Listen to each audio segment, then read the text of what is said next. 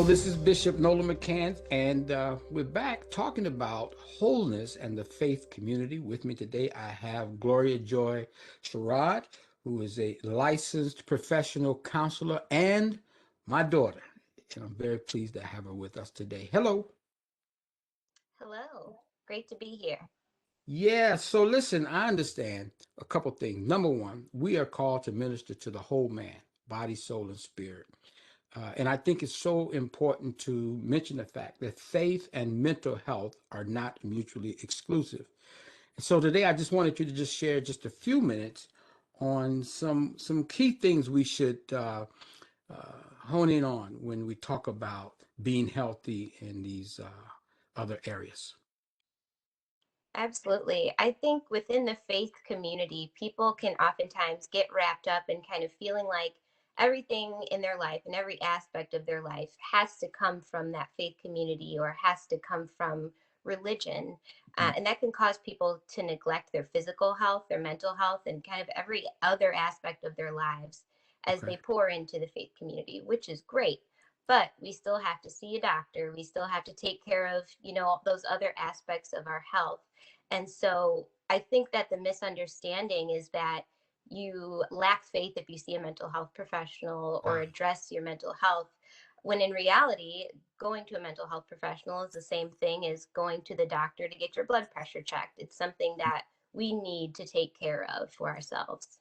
Yeah, it's one of those things that we're growing slowly, but we're growing to be comfortable with utilizing mental health professionals. There's been so many taboos, particularly in the African American community and in some other nations. I know that there are challenges with this. So that's great insight. What else would you suggest in terms of our wholeness and working toward that?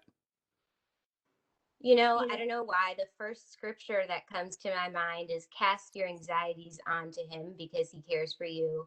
And I Mm, think that's one of the scriptures people use to say, we're just going to do this. And you don't need a mental health professional to do ah, that. And, like, have faith. And if you're feeling anxious, you just have more faith. And I don't think that mental health and using that principle has to be separate.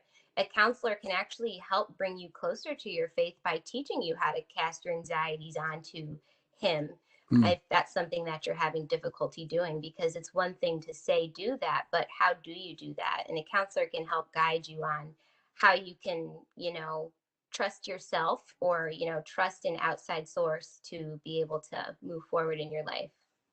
sure. So is there a process to searching for someone to aid with mental emotional issues?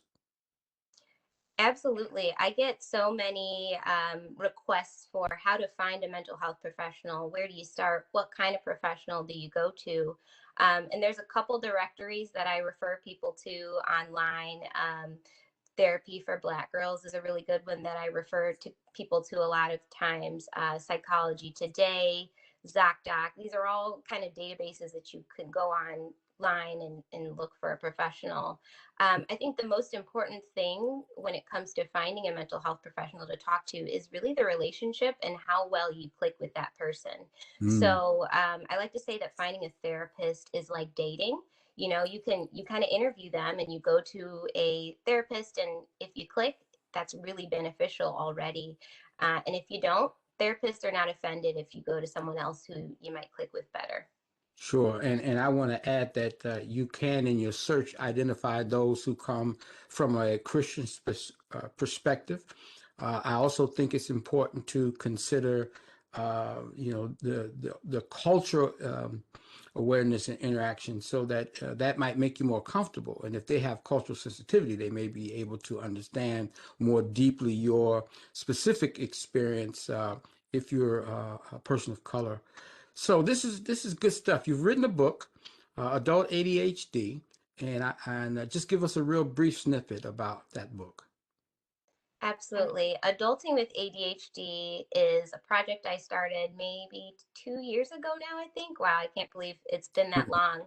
But kind of it helps guide adults who have ADHD with what are the symptoms that you might have when you have attention deficit hyperactivity disorder, because a lot of people think that's just something that's exclusive to childhood.